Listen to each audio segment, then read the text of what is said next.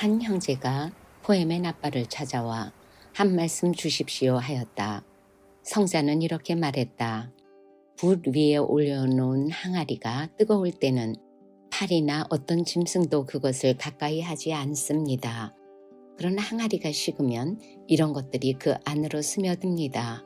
수도자도 마찬가지입니다. 그가 영적 활동을 활발하게 할 동안에는 어떤 마귀도 그를 넘어뜨릴 수 없습니다. 한 형제가 포에멘 아빠에게 물었다.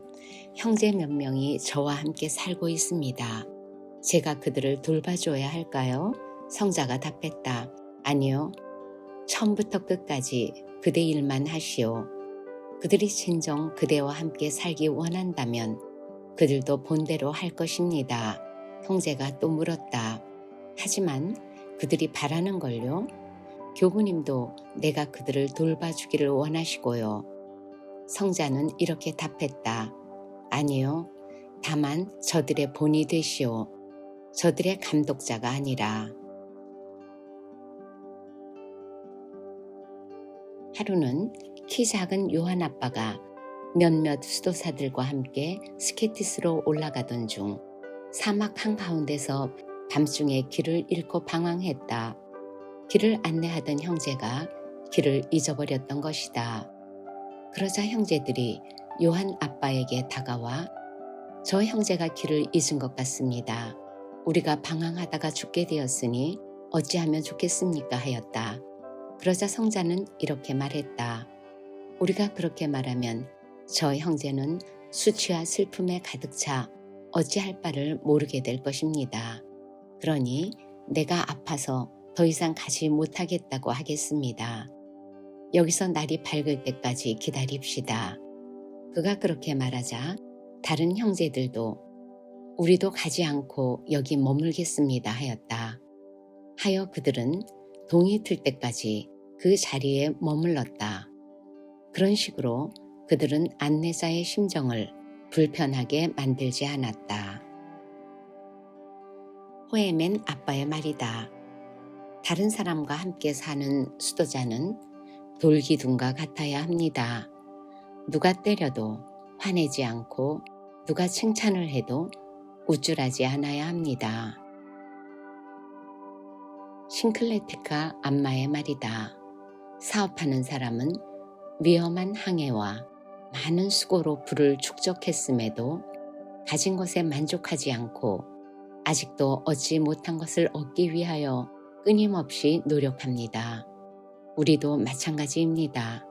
우리가 바라는 것을 아직 얻지 못했다는 자세로 모든 것을 허락하시는 하나님을 두려워하는 마음으로 얻을 것을 위해 노력해야만 합니다. 안토니 아빠의 말이다. 망치로 쇠를 두드리기 전에 먼저 뭘 만들 것인지 정해야 한다. 낫을 만들 것인지, 칼을 만들 것인지, 아니면 도끼를 만들 것인지 결정해야 한다. 우리는 더욱 그러하니 어떤 덕행을 쌓을 것인지 먼저 정해야 한다. 그렇지 않으면 우리의 수고가 헛것이 된다. 암모나스 아빠의 말이다. 어떤 사람은 하루 종일 도끼를 메고 다니지만 나무 하나 베지 못하고 시간만 때우고 어떤 사람은 나무 베는 법을 알아 도끼를 몇 번 휘두르면 나무가 넘어집니다.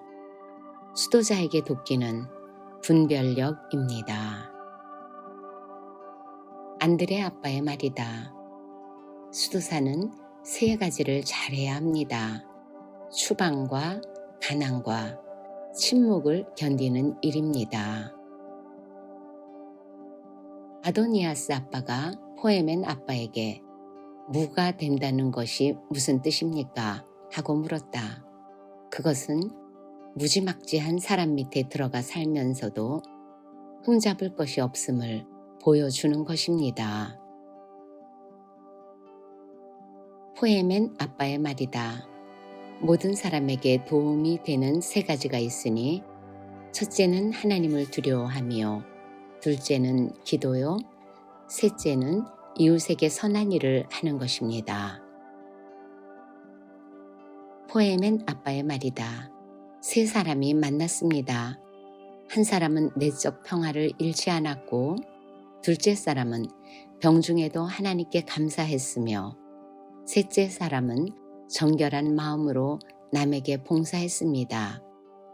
이 세 사람은 같은 일을 한 것입니다. 포에멘 아빠의 말이다.